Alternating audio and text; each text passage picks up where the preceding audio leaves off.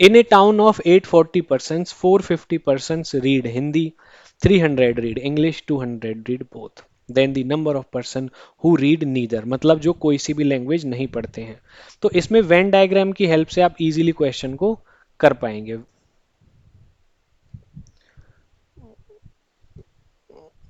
एक सेट बना लेते हैं जो हिंदी बोलने वाले हैं, ये हिंदी बोलने वाले हैं. सेट बना लेते हैं जो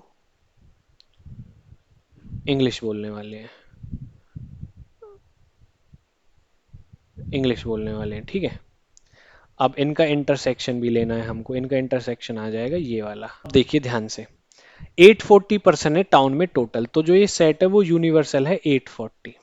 अब उसमें से 450 person read Hindi, 300 read English and 200 read both. तो जो कॉमन है ना, सबसे पहले उसको लिख लो. जो कॉमन है, कॉमन कितने, 200 है. जो ये कॉमन पार्ट है इसमें कितने हैं, 200.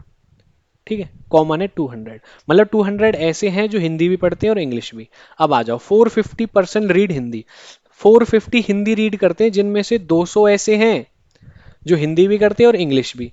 तो 450 में से अगर मैं 200 माइनस कर दूंगा, 250 आ जाएगा. ठीक है. 250% ऐसे हैं जो ओनली हिंदी रीड करते हैं, ओनली हिंदी. क्योंकि 200 जो कॉमन थे वो मैंने माइनस कर दिए. अब ये इंग्लिश वाले हैं. इंग्लिश कितने पढ़ते हैं भाई, 300. 300 में से 200 ऐसे हैं जो हिंदी भी पढ़ते हैं. तो 300 में से अगर मैं 200 माइनस कर दूंगा तो कितना आंसर आ जाएगा, 100. तो ये यहाँ पे 100 ऐसे हैं जो ओनली इंग्लिश पढ़ते हैं. ठीक है. तो अब मुझे ये बताना है ऐसे कितने पर्सन हैं जो ना तो हिंदी पढ़ते हैं और ना ही इंग्लिश पढ़ते हैं. 250 ओनली हिंदी पढ़ते हैं. ठीक है. 100 ओनली इंग्लिश पढ़ते हैं. Only English, only English, only Hindi. और 200 ऐसे हैं जो बोथ पढ़ते हैं. इन सब को प्लस कर लो. 250 प्लस 100 प्लस 200. सबको प्लस करेंगे, 350. 350 एंड 200 कितना हो जाएगा, 550. ठीक है. तो टोटल में से माइनस कर दो 550, क्योंकि 550 में कौन कौन से आ गए, जो इंग्लिश पढ़ते हैं, जो हिंदी पढ़ते हैं, जो बोथ पढ़ते हैं. इनको अगर मैं माइनस कर दूंगा टोटल में से, तो वही तो आ जाएंगे जो नीदर पढ़ते हैं, मतलब जो कोई सा भी नहीं पढ़ते. तो 840 माइनस 550, 0. 14 में से 5 गया तो कितना आया, 9. 7 में से 5 गया तो 2. 290 are the person who neither read Hindi nor English. ठीक है. Option number B will be your correct answer. Clear हो गया. A survey shows 63% of the people watch a news channel, whereas 76% watch another channel and X% of the people watch both channel. ठीक है. तो इसमें मैं क्या करता हूं, मैं लेट कर लेता हूं. ए चैनल को देखने वाले कितने लोग हैं, 63%. अगर टोटल 100 हैं तो मैं मान लेता हूं कि ये टोटल 63 पर्सन होंगे जो ए चैनल देख रहे हैं. बी चैनल देखने वाले कितने हैं, 76%. तो ये कितने हो गए, 76%. ठीक है. अब आ जाते हैं कौन से, किस पे, जो बोथ पढ़ते हैं, जो बोथ देखते हैं चैनल, वो आ जाएगा आपका दोनों का कॉमन. कितना है, X%. तो मैं मान लेता हूं X पीपल पढ़ते हैं, X% जो दोनों चीजें देखते हैं. ओके. तो मुझे फाइंड आउट करना है कि ऐसे कितने लोग हैं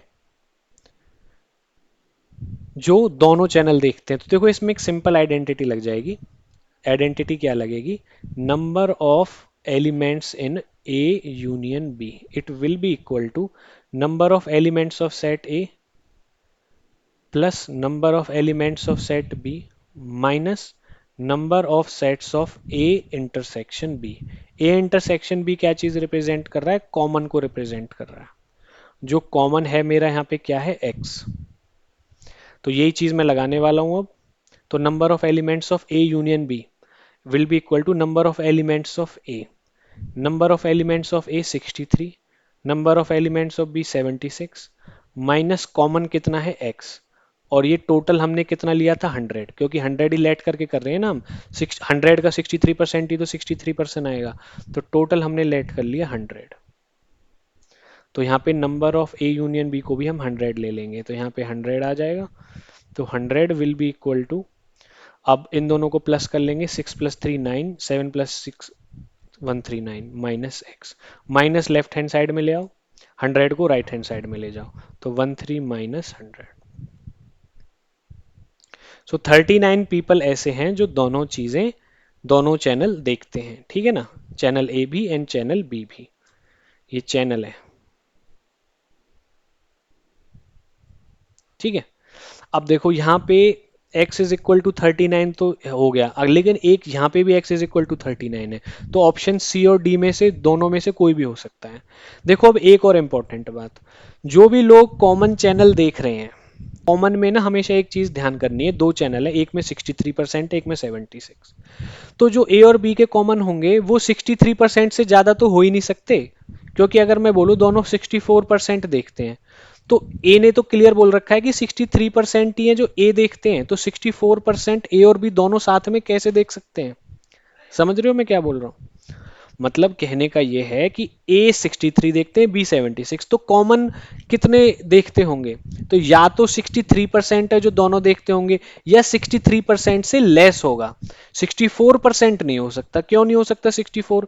क्योंकि 64 तो लोग ही नहीं है जो चैनल ए देखते हैं। जो चैनल ए देखते हैं वो तो 63 ही हैं। तो जो एक्स्ट्रा 1% है ये तो ए को, चैनल को देखेगा ही नहीं, और ए को नहीं देखेगा तो ए और बी कॉमन देखने वाले 64 कैसे हो सकते हैं। समझ में आई बात। तो जो लेसर है, देखो ये 63 76, ये कम वाला है, तो कम वाले पे फोकस करना है। तो 63 से, या तो 63 देखेंगे या 63 से कम देखेंगे। तो x की वैल्यू या तो 63 होगी या 63 से कम होगी। और ये क्या हो गया 39। तो x की वैल्यू यहाँ पे या तो 39 होगी या 39 से ज्यादा, मतलब मिनिमम 39 लोग हैं जो कॉमन दोनों चैनल देखते हैं, और मैक्सिमम 63 हैं। बस इस चीज पे फोकस करना है, मिनिमम मैक्सिमम। मैक्सिमम नहीं हो सकते 64, मैंने आपको बता दिया। मिनिमम नहीं हो सकते 39, बिकॉज अभी हमने फाइंड आउट किया है। तो option number C will be the correct answer. Next पे चलते हैं। If sets A and B are defined as a is equal to x comma y such that y की वैल्यू है 1/x, और यहां पे अगले सेट में y की वैल्यू है -x। तो एक चीज नोटिस करो, यहाँ पे इंटरसेक्शन निकाला हुआ है सारे ऑप्शंस में, लास्ट के ऑप्शंस को छोड़कर, ए यूनियन बी को छोड़कर। देखो एक चीज बताओ मुझे आप, y की वैल्यू फर्स्ट में है 1/x, सेकंड में है y की वैल्यू -x। इसका मतलब y को अगर मैं कंपेयर करूं तो क्या -x और 1/x कभी भी इक्वल हो सकते हैं? x की कोई भी वैल्यू पुट करो, मैंने 1 पुट कर दी तो -1, और यहाँ पे कितना आ रहा है 1, -1 और 1 इक्वल होंगे नहीं। तो x की किसी भी वैल्यू पर -x और 1/x तो इक्वल होंगे ही नहीं। तो इनका जो इंटरसेक्शन आएगा वो तो एक नल सेट होगा, उसमें कोई भी कॉमन पॉइंट्स नहीं आएंगे। ए इंटरसेक्शन बी बी में नहीं आएगा, ए इंटरसेक्शन बी ए नहीं आएगा, ए इंटरसेक्शन बी फाई आएगा, क्योंकि कॉमन, और उनका यूनियन में भी ए नहीं आएगा, क्योंकि उनका यूनियन मैं करूंगा अगर, तो वो सिर्फ ए एलिमेंट के इक्वल थोड़ी होगा, बी के कुछ ऐसे एलिमेंट्स होंगे जो ए में नहीं होंगे। तो ये डी ऑप्शन भी नहीं होगा। तो आपका आंसर हो जाएगा A intersection B is a null set, क्योंकि ये कभी भी इक्वल नहीं होंगे। आपको इस चीज पे फोकस करना है, ठीक है।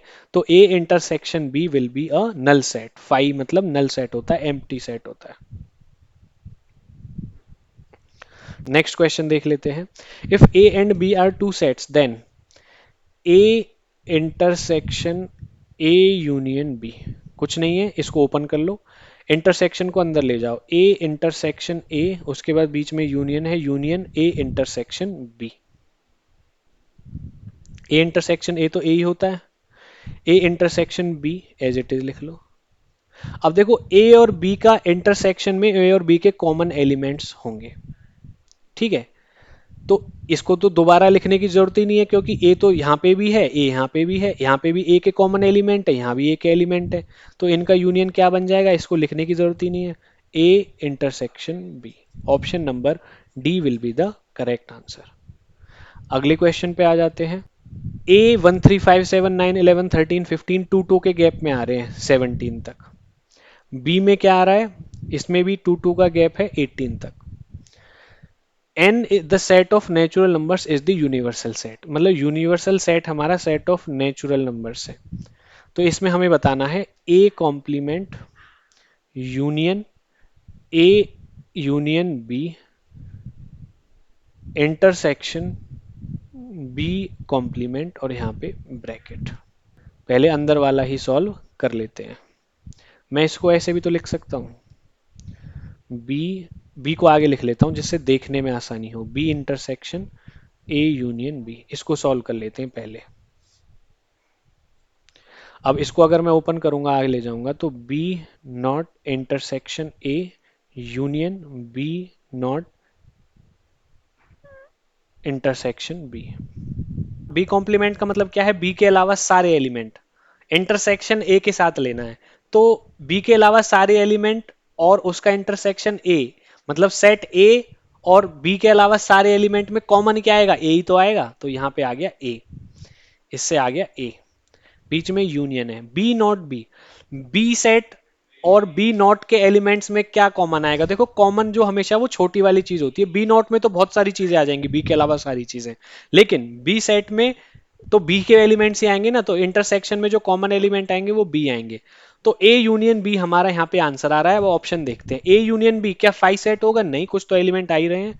क्या ए यूनियन बी ए के इक्वल हो जाएगा, नहीं, ये भी नहीं हो रहा इक्वल, बी के इक्वल भी नहीं हो रहा, क्योंकि ऐसा थोड़ी है कि ए यूनियन बी ए के इक्वल कब हो जाएगा, जब ए और बी के एलिमेंट्स इक्वल होंगे, वो थोड़ी है, एलिमेंट तो अलग अलग आ रहे हैं, देखो यहाँ पे।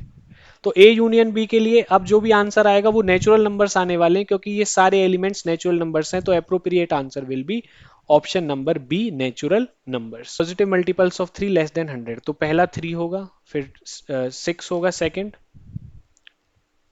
9 3 की टेबल चलेगी, अप टू कहां तक जाएगा, 100 से कम, 100 से पहले 3 का मल्टीपल क्या है, 99, जो 3 से डिवाइड हो जाता है। तो देखो यहाँ पे एपी का यूज करके हम टोटल नंबर ऑफ एलिमेंट्स निकालेंगे, क्योंकि हमें दोनों सेट्स के टोटल नंबर ऑफ एलिमेंट्स का प्लस बताना है। तो ए की वैल्यू कितनी होगी 3, कॉमन डिफरेंस कितना हो गया 3, लास्ट टर्म हमारी कितनी होगी 99, ठीक है। अब ये हम लगा देंगे ए एन का formula, A N will be equal to A plus N minus one D. A N क्या है, nth टर्म है 99, ए क्या है 3, एन की वैल्यू तो हमें पता ही नहीं क्या है, डी की वैल्यू 3 है।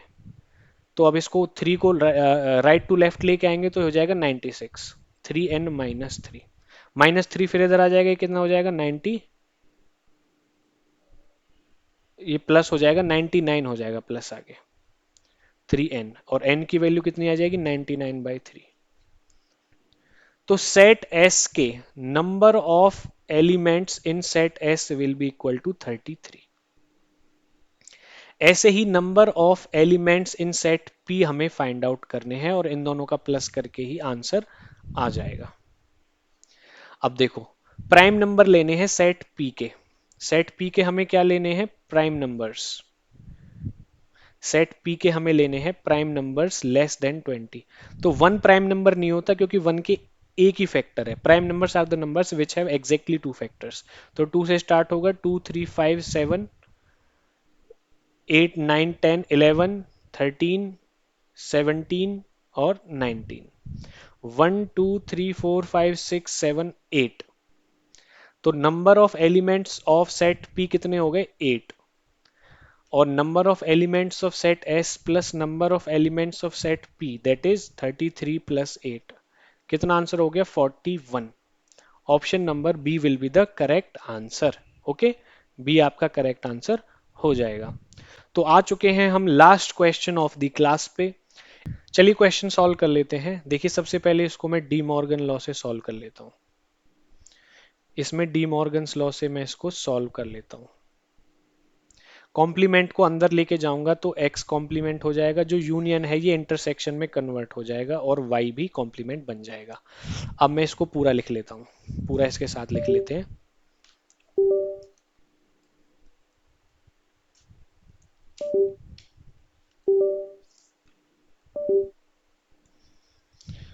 अब पूरा इसके साथ लिख लेते हैं जो क्वेश्चन में है, X intersection X naught intersection Y naught. अब पहले x का x डैश के साथ और फिर x का y के साथ ले लेते हैं आगे, चलो करते हैं। x intersection x dash union intersection x intersection y dash. ठीक है, अब देखो x का x नॉट के साथ इंटरसेक्शन, मतलब x में और x के अलावा जितने भी एलिमेंट्स हैं उनमें कॉमन इंटरसेक्शन क्या आएगा, कुछ भी नहीं आएगा। तो ये क्या बन जाएगा आपका, ये बन जाएगा आपका फाई नल सेट। ये देखो x का इंटरसेक्शन y डैश के साथ, x का इंटरसेक्शन y डैश के साथ, तो ये क्या आ जाएगा, मतलब जिसमें x भी हो और y, ये तो x ही आ जाएगा यहाँ से। लेकिन नल सेट और एक सेट का जो इंटरसेक्शन होता है वो तो नल सेट ही होगा, क्योंकि नल सेट में तो कोई एलिमेंट नहीं होता, तो इसमें तो एलिमेंट्स हैं, तो ये इनमें तो कोई चीज कॉमन आ ही नहीं सकती। ठीक है, तो आंसर क्या आ जाएगा आपका, या फिर इसको आप ऐसे सोच सकते हो, null set is the subset of every set, तो इसमें भी कहीं ना कहीं फाई होगा, तो फाई का फाई के साथ इंटरसेक्शन अगर मैं करूंगा तो फाई आंसर आ जाएगा। Option number C will be the correct answer. तो इसी के साथ हमारी miscellaneous exercise of chapter number 1 11th class sets complete होती है एनसीईआरटी की। वीडियो को लाइक जरूर कर देना।